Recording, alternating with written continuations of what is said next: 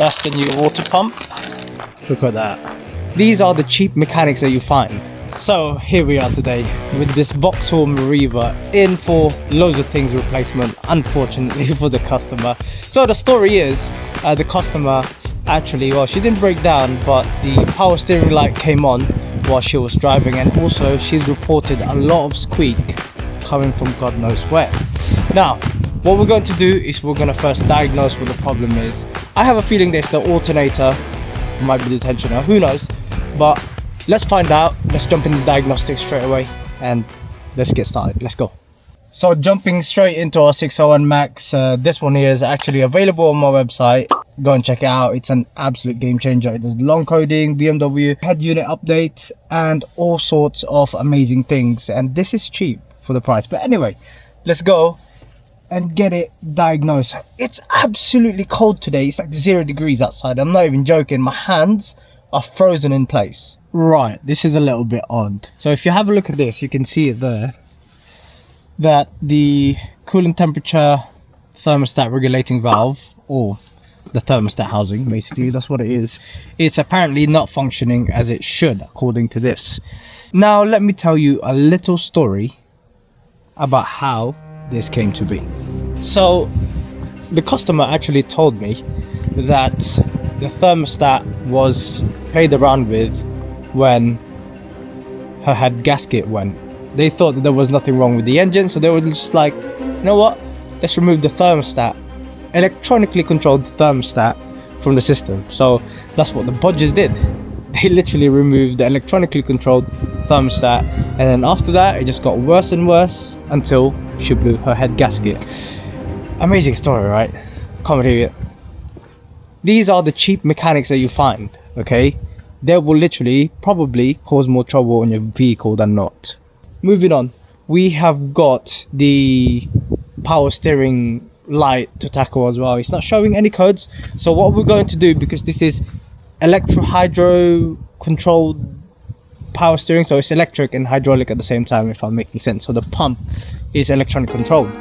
Now what we're going to do is we are going to do a load test on the alternator to find out if the alternator is functioning as it should. So let's go and do that as well. With the help of the 601 Max, we can identify if the battery and the alternator is in good working order. Right, here we are. So we've got the battery tester for the 601 connected. This thing is an all-in-one. It's even got a TPMS on the side of it, so you can check the, what's it called, the TPMS sensors and stuff like that. But let's focus on testing the battery. So in vehicle inspection, press next, confirm. This one is 12 volts, 600 CCA. Right, okay, press OK, press OK, all the way down, press next, start the detection. Right, let's see this. Right, so this is what the battery is showing. It's showing state of health 43%, 12.68 volts, but obviously I've just turned the engine off, so yeah, it's give or take, it's probably less than that. So now let's go and do a startup test as well. So press next, and then start the detection, start the engine. So normal startup, so 10.47 volts, that's what's showing here. By just doing that simple test, we can tell that the battery is in good working order. So let's move on to the alternator test. 2300 RPM. Press next. Turn on all electrical components. By turning on all the electrical components like heated rear glass, heated seats, high beam, etc., we're putting heavy load on the alternator, simulating driving conditions where the alternator should be able to support all of them turned on at the same time. If the alternator shuts off on heavy load, it's likely that the alternator is perished. So let's go do that. Press next on this one. Keep the engine 2 to 3. Now press next. Release accelerator. Switch engine off. Press next. And as you can see there, look, low charging voltage. No load voltage 12.76. And as you can see, on load 14.18 as well. So that no load as you can see, that should be at 13 volts at least. So it's playing up at the moment. You can see on-load voltage showing at 4. Although it passed the load test, it is clear to see that the alternator drops off even without any load, and that's bad news. And that is why we are getting all kinds of codes. Even on the dash, you're getting 59, you're getting 60, 62, etc. But what we're going to do now is we're going to be replacing 3 things, which is going to be the thermostat, the alternator, and also we're going to be replacing the water pump on this as well. And let me tell you a little story about that again. The reason being is that just lately it started squealing when the weather started getting a bit on the negative side of things. So what's going to happen is, if you don't use coolant on your vehicle, what would happen is the water inside the engine will freeze, and then what's going to happen is that impeller is going to have to work harder when you first start it up in the morning, because it's pretty much ice in there. So as you could imagine, the load on that is probably going to destroy either the impeller or the bearing. Before we start our work on the cooling system, let's first start with the alternator. When working on any electrical components, it is necessary to disconnect the battery.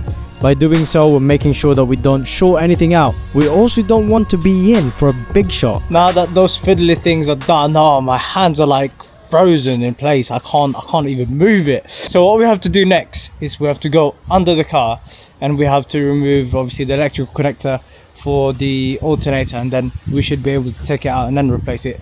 The reason why I did not replace the water pump just yet, and also the thermostat housing, is because it's going to be forced economy for myself, because I'm going to be under the car and I'm going to be soaked otherwise if I am under there and then there's already coolant and stuff like that underneath. Like, we will try our very best to catch all of it, but you know, sometimes they do move and they escape, and yeah, out of the pan. So yeah, we're gonna do the alternator first, so let's go and get started before my hands completely freeze. So let's go. To get the alternator off, we simply have to remove the drive belt and loosen the 2 securing bolts that secures the alternator onto the engine block.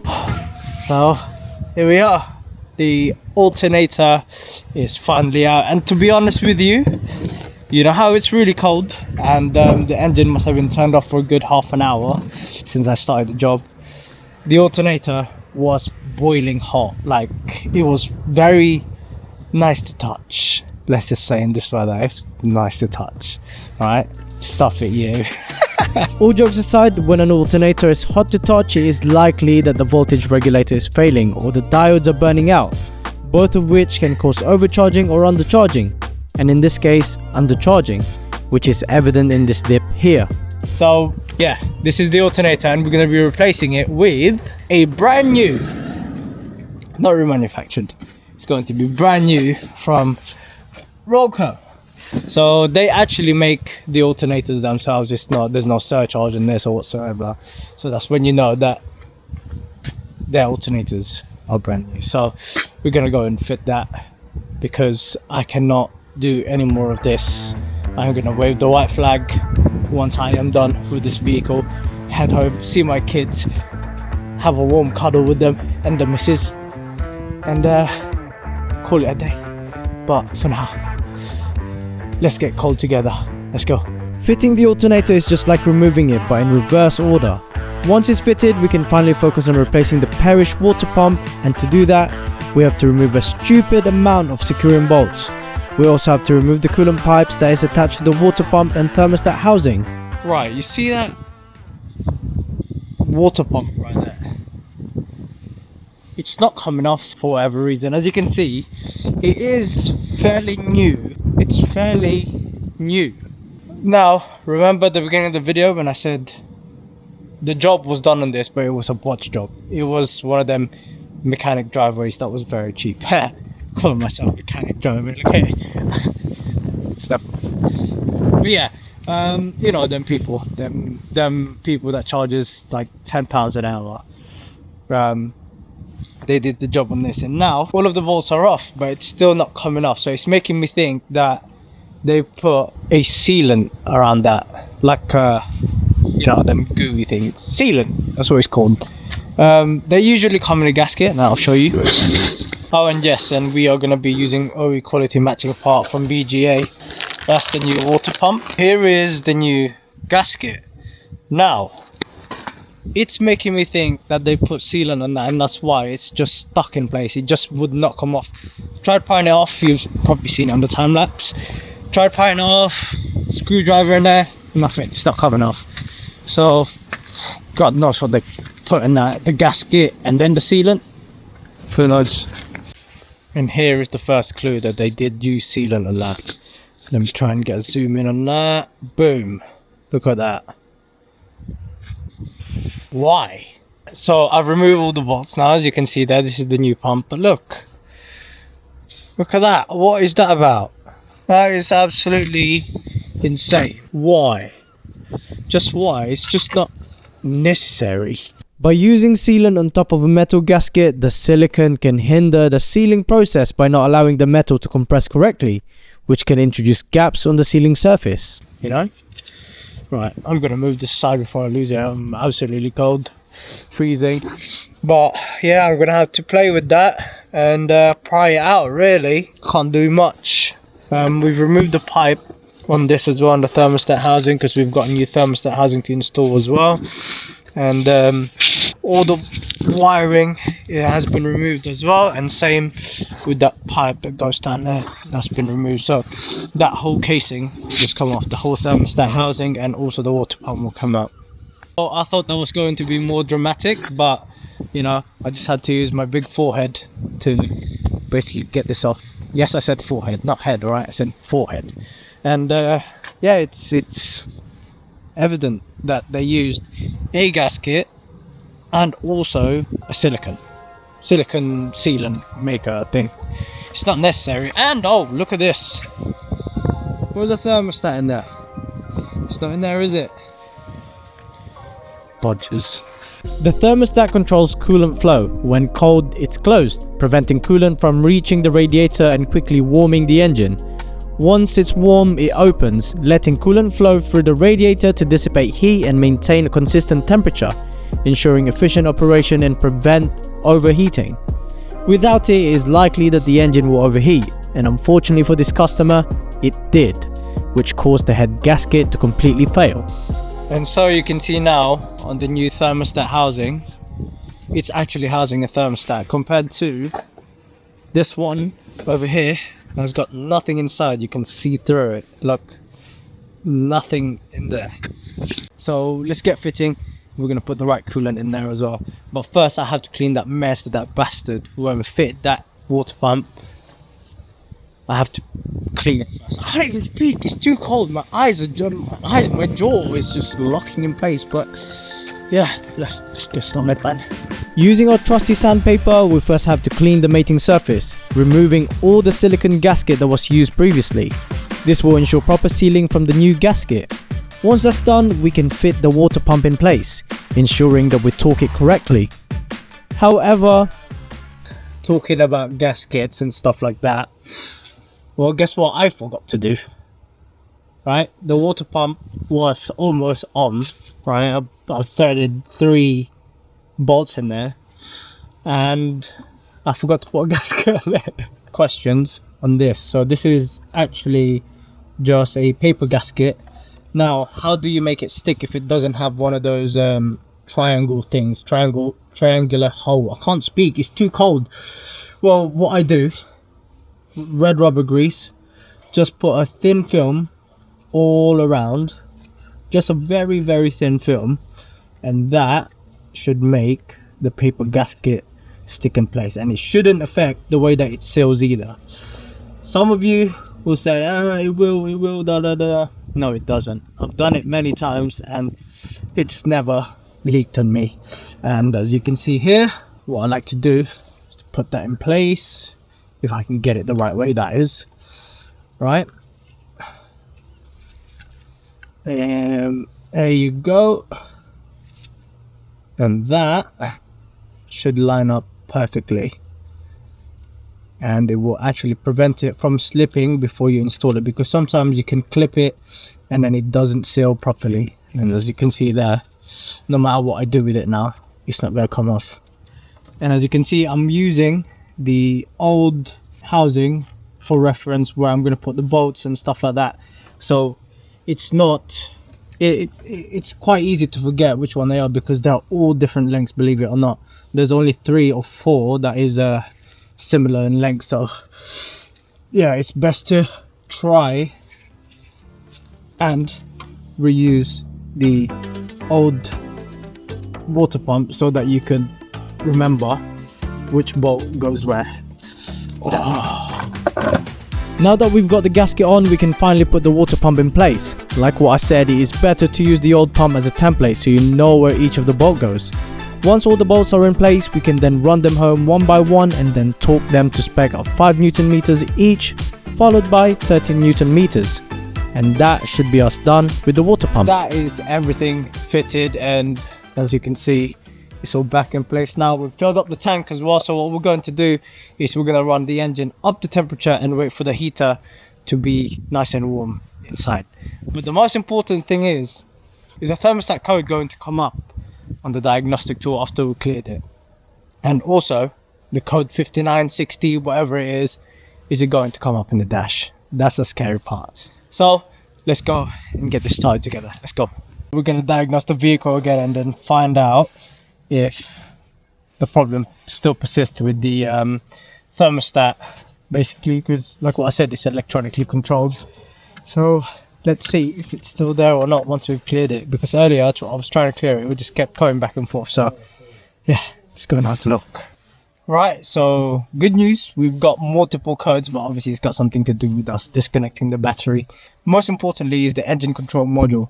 It doesn't have that code anymore for the thermostat, so let me just show you. And as you can see right there, it's not showing anymore, which is absolutely perfect. What I'm going to be doing now is I'm going to clear down the codes and then we will see if any of them come back. But earlier it was all clear, and as you can see here, it's all green. The next thing that we're going to do is we're going to test the charging system and see if it's still under voltage or not.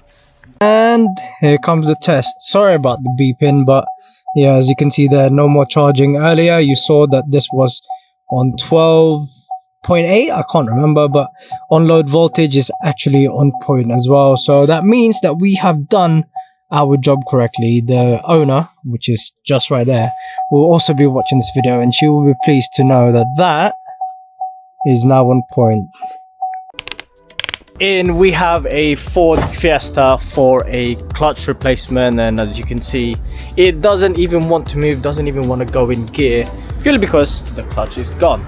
To fit a new clutch, we went to GSF Car Parts so that we can fit the right OEM stuff, and that is clutch from Satch. So let's go and get started. Let me just show you all the damages and all kinds of stuff. Let's go and have a look.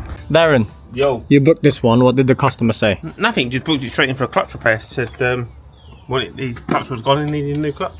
Need a new clutch. Wow. So that's what we're doing. Yeah, as you can see, it doesn't even want to go in gear, does it? Nah. So yeah, even when you depress on the pedal. Yeah, I wasn't giving any symptoms at all, to be fair. Yeah. So let's go and get started and remove all of the stuff at the top first. I'll leave Darren to do all of that.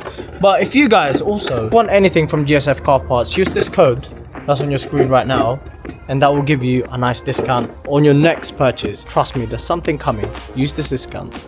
For those people wondering why a clutch would fail, well, clutch failure will always depend on the driving style of the owner and also the quality of the part that's fitted. Unfortunately, there is no way of telling when or why a clutch would fail, as there are many factors involved. In this instance, it seems like the customer has been clutch riding, but this is just a guess. So let's find out together what happened to this car and suss out the source of failure. I cannot believe it, boys, how this came out nicely. It was friendly to us. And look, same with the ball joint as well. Props to the person that's put grease on that. Actually, no, they didn't. I think it might be new. That ball joint or the arm might be new, because we didn't even have to like clobber it, did we? It's been nice to us. Please keep being nice to us. Before we can remove the drive shaft, it is important that we first drain the transmission oil. Removing the drive shaft before draining the transmission oil will cause the oil to go everywhere. And trust me, I know. Mate, how are you getting on? Yeah, alright. Yeah? Yeah, I think I'm bolted now. I did most of the job. I don't know why you're acting tired. Oh, why are you acting tired? Joe, Why are you acting tired, Darren? Miles doing everything is getting 2 cables off. Huh? 2 cables. What do you mean? Let me do that for you, break it. Oh, cables that you can't undo. No, I could undo them. Oh, fair play. You just like to panic. Yeah, because you make me panic, that's why. I'm gonna make you panic in a minute. Alright, so here we are. Starter bolt is off. And as you can see, all of the gearbox bolts are off as well. And now it's separating. We can just about see the gearbox, the clutch and flywheel inside. The drive shaft is separated, as you can see right there.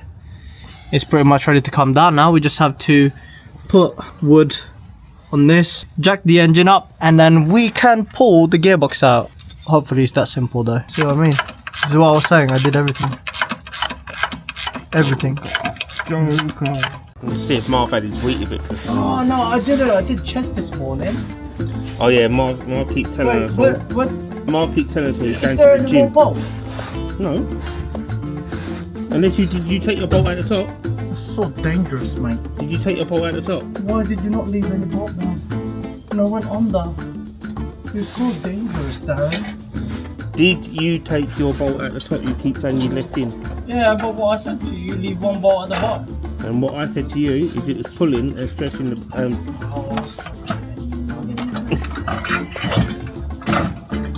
What we can even do, we could try and level box this.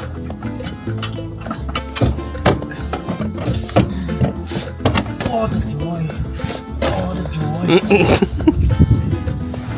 Is it out, Marv? It's out, yeah. Just like that. Just like that. Oh, my eye. I should be wearing PPE really, isn't it? Yep. Yeah, I got my specs, which is Safety squints. PPE. No, safety squints. No, it's my personal protective equipment. Is it personal Yeah, protection? PPE, mate. Yeah. Personal protective equipment, right? Yeah, it is. Yeah. The gearbox is out. From what I can see, the CSC has not been leaking, so it's perfectly perfect, that one. But we're gonna remove the clutch and the clutch plate, and we'll see how bad it is, because it can't even go in gear. There was definitely pedal there, but there was no, like, there's pedal, there's pressure, but there's no clutch action. I couldn't put it in gear. So that's telling me that this thing right here is completely done. It's completely shot. So let's remove it and find out what is there. Wearing the fingers as well. Oh, it's uneven, look. It's deeper here. Yeah. Look at that. That's what I'm saying. You can see it's worn. Yeah, it's definitely worn. Yeah. Let's get it off and have a look. Yeah, let's get it off. 11.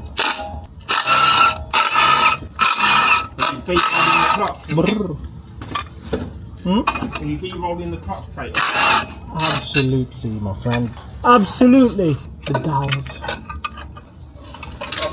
Oh, finished. There? Not as bad. It's not nesting or anything, but it's burned. And yes, this clutch is totally done for. However, it's not as bad as we thought. The clutch plate itself isn't too bad.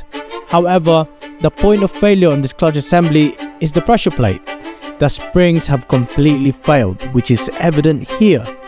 As you can see, some of the springs are lower on one side, causing uneven pressure on the clutch plate, which will in turn not allow a full clutch engagement.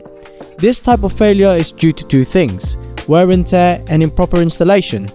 And to fix this issue, we will be replacing the whole clutch kit with OEM parts from Saks. This kit includes the slave cylinder, clutch plate and pressure plate. It's not without a hiccup, isn't it? Like, Never. we've done that nicely. On time. On time, perfectly on time.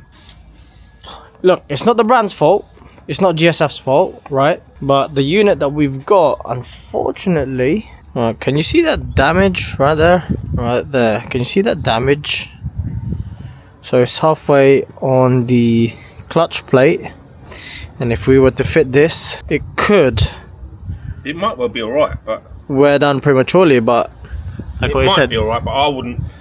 Personally, I wouldn't want to take the chance on that. yeah, because we don't want to be coming back here for warranty work. It's not like we want to do a job first time right. Yeah, no, that's not good for me. If you're a mechanic, put it down in the comment section if you'd fit this, or if you're a consumer, would you let your mechanic fit something like that? It's a tiny little nick, but it's not good enough for me, man. Honestly, It could cause vibration. yeah, vibration. It could also just wear prematurely. You know, when it starts nesting. Yeah, I'm not gonna fit this. I am probably gonna go back to GSF and let them know that it's a damaged unit. Again, it's not the manufacturer's fault. Such always good. It's not GSF's fault. It's the transport. So Yeah, it is what it is. We have to head back to one of the GSFs, I guess. Have a ring round. There you go, Darren's on his period, so yeah. Me? Yeah. Me? I think you find it He's just cleaning the new one now, and as you can see, this is the new one. No questions asked, they were just like, yep, whatever. And as you can see, in good condition. And to be fair, even the holes, the way they've been cut, it looks a lot better than the other one. I'm not gonna lie to you. The fingers are nice and straight on these ones. Yeah, so look. Yeah, as you can see, it's nice and level, all of them. Nice and The level. other one was all dipped in one side, really bad. Why do you reckon that happened? I reckon it was clutch riding. I think so too. But the customer said he doesn't ride clutch. Maybe he doesn't. Maybe he doesn't. Maybe it's a it was wear what- and tear. Yeah, maybe it's just wear and tear. Wear and tear, wear and tear. And as always, before you fit any clutch plate, this is what you must do. See, you have to check if it fits on the shaft. And if it does, happy days.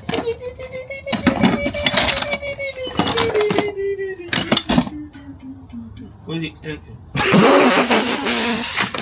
Darren, are you alright? Oh, man. Obviously, we're going to be replacing the CSC as well. This is from Satch. Yeah, it's the whole full kit that we're going to be replacing. So I'm just going to give that a little clean whilst Darren's busy doing Nothing. that. Yeah, you don't do any work, do you, mate? Mate, me and you are going to fall out. Before Darren loses control, I started fitting the new clutch and pressure plate. To install it correctly, it is essential that the bolts are torqued in the correct sequence, whilst also following the correct torque settings. This will ensure that the springs in the pressure plate are applying the same amount of force on the clutch plate. Another important thing to do is to torque the slave cylinder down. This will prevent skewed pressure from being applied to the pressure plate, which can prematurely damage the slave cylinder. And just like that, we have installed a brand new OEM quality clutch kit in this Ford Fiesta. Now, let's put the car back together. The gearbox is back in. We are literally trying to build everything back up now. As you can see, that is back. Drive shaft on that side is back. Darren, what are you doing, mate? Just putting the cover on for the gear linkage cables. And then at the top, we have still got a few more things to do. So that's the battery tray and all of that stuff. And also, I have got to do this side over here. Like, we would have been done ages ago if it wasn't for the clutch kit having a little bit of a broken piece off of it. But we're pulling through. Yeah, it took us about what, 30 minutes putting it together now. Almost there, we're almost done, but it's never that easy. I always say that. We always come across with some bullshit, man, honestly. So we'll keep going and build this car back up to a drivable version of itself. So all that's left for me to do, because Darren is still busy at the top, all that's left for me to do underneath is to top up the gearbox oil, but Mr. Darren over there has already closed the fill port. Yeah, I'm having you. Have you closed the plastic flap already? Plastic one? No, I ain't closing the plastic one. So I took all I put was the thingy bolt. He just can't remember it. But anyway, we're going to be filling it up with gear oil from GSF Car Parts. Like what I said, if you want any discount on your next purchase with GSF Car Parts, use this code. Make sure you use it, right? Use this code right here. That has to be the best kit in the world for doing transmission oils, manual transmission oil. Connect it on a battery, and then in, and then out goes on to the gearbox right here. And you just switch it on, and then it just goes. Watch this. There we go. It is. Amazing kit, love it. Look how quick that's dropping. Hey. Perfect. Wait. Now then, just so that we know how much came out of the gearbox, we have to transfer the old one into the little bucket, well not bucket, little container that we've got, and see if we put enough in there or not. Look at the difference in colour in that. That is completely finished. Can you see it? Look at the difference in colour in that. That, in my opinion, the old one is totally done. Isn't it, Darren? It is indeed. Yeah. That filled it up, which means we need to put a little bit more because look, because as you can see there is a little bit more in there. not the whole thing. This is probably going to be another 200-300 mil anyway. So we'll put another one in. Right, round number 2. Then we'll have a look. Should be at about 750, around that 700 mil. That is where it should stop.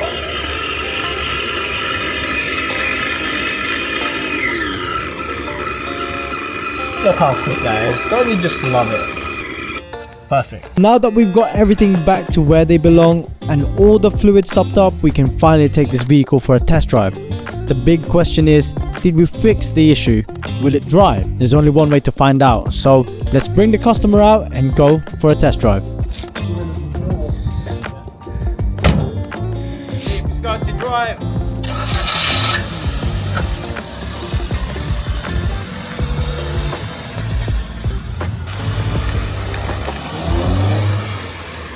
Alright everyone, well, we are done with the clutch. However, this van yet again is having another issue, but that is for another day. Thank you very much for watching. If you like what you saw, if you like this type of content, make sure to click that subscribe button and make sure to tap that like button as well. Make sure to share it with your friends, your family, your dog and everyone else. So thank you very much for watching and we will see you on the next one. Peace.